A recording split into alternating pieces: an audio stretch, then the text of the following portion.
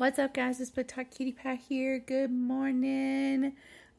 First of all, I would like to say happy release day to Miss M.A. Frick for her book, Between Flames and Deceit. Guys, it is release day for her. You're going to want to go check this out because here comes a book review coming at you hot.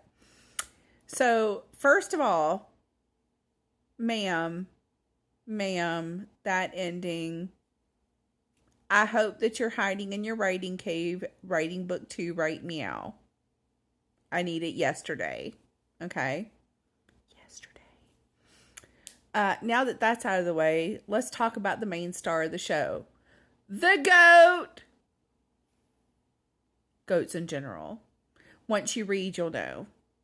But it made for so many hilarious moments in the book. Once you read, you'll know. So cute. Okay, so on to the meat and taters of the book. It centers around Nina. I'm not sure I'm pronouncing that correctly. Our FMC, she is known as the Dragonheart Princess, who is betrothed to a prince. He shall not be named. I'm just... do not like him. 10 for 10, do not recommend. Anyway, his kingdom needed her dragons, and her kingdom needed their grain, and needed it to be tax-free too, but, you know, there's that. And here's where the taboo elements come in.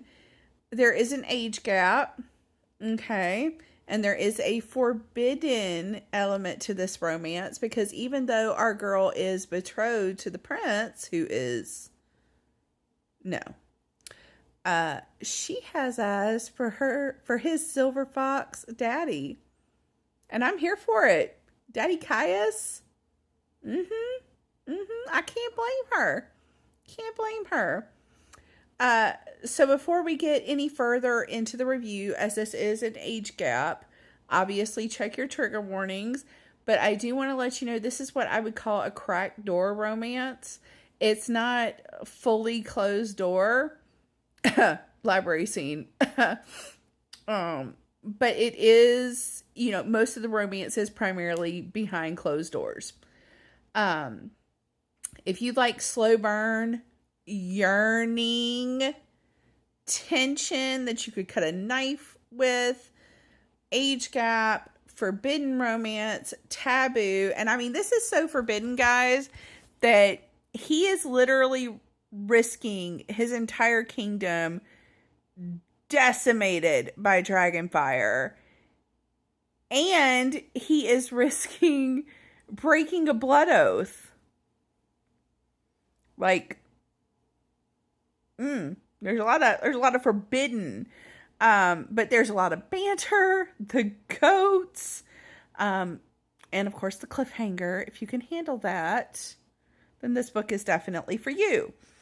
The one thing that did almost dip this down to a 4.5 star review was we don't get to see much of the dragons. And this is a book with dragons, okay? And it's going to be a duology, okay? So let me put that out. So this is book 1. It is going to be a duology. So what this book did with the dragons is there was a lot of talk and discussion about the dragons, but there wasn't a lot of action with the dragons.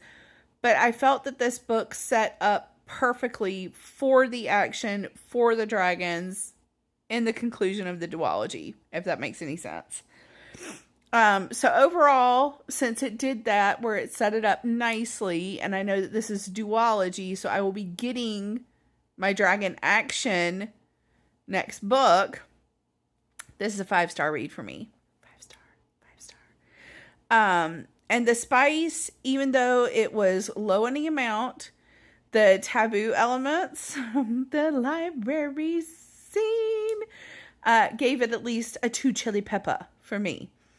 I highly recommend adding this book to your TBR. Today is release day. It is on KU.